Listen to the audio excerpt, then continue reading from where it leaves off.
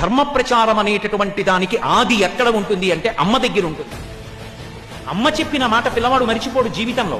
ఎవరు ఎన్ని చెప్పనివ్వండి, నాన్న రోజు బొట్టు పెట్టుకోవాలి నాన్న, బొట్టు పెట్టుకోకుండా ఉండకూడదురా అని అమ్మ ప్రేమతో బొట్టు పెట్టింది అనుకోండి, ఎవరైనా పిల్లాడు ఆ బొట్టు చెరిపాడు అనుకోండి, వాడు ఒప్పుకోడు. మా అమ్మ పెట్టిన బొట్టు ఎందుకు చెరిపావు అంటాడు. వెంటనే వాడు వెళ్ళి బొట్టు పెట్టుకుంటాడు. నాన్న బొట్టు పెట్టుకోవాలరా అని అమ్మ చిన్నతనంలో చెప్పిన మాట వాడి జీవిత పర్యంతం గుర్తుంటుంది. యం పాలయసి ధర్మంతం నృత్యాచర్యమేనచ సవై రాఘవశార్దూలా ధర్మస్వామిభిరక్షతు.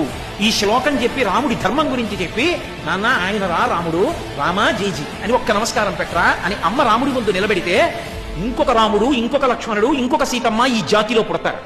ధర్మము నిరంతరంగా ప్రవహిస్తుంది తప్ప ధర్మ ప్రచారం జరగాలి, ధర్మ ప్రచారం జరగాలి, ధర్మ ప్రచారం జరగాలని చెప్పి గదుల్లో కూర్చుని సమావేశాలు నిర్వహిస్తే ధర్మ ప్రచారం జరగదు. ధర్మ ప్రచారం మనకు ఆది ఎక్కడ ఉంటుంది అంటే అమ్మలో ఉంటుంది. కాబట్టి సవినయంగా నేను తల్లులు ఎందరి పాదములు పట్టి నమస్కరించి ప్రార్థన చేసేదేది అంటే ఈ శ్లోకమును ధారణ చేసి బిడ్డలకి చెప్పండి. నేను ఏదో అధికారం ఉన్నవాడనని కానీ, చెప్పగలిగిన సమర్థుణ్ణని కానీ, నాకు ఆ పాత్రత ఉందని కానీ, నేను అధికారినని కానీ నేను ఈ మాట చెప్పట్లేదు. మీ అందరికీ తోడబుట్టిన వాడిగా మీ పాదములు పట్టి ప్రార్థన చేసి నేను కోరుకునేది ఈ రామాయణ శ్లోకాన్ని బిడ్డలకి నేర్పండి. ధర్మము తనంత తాను నిలబడుతుంది, లోకంలో శాంతి నెలకొంటుంది.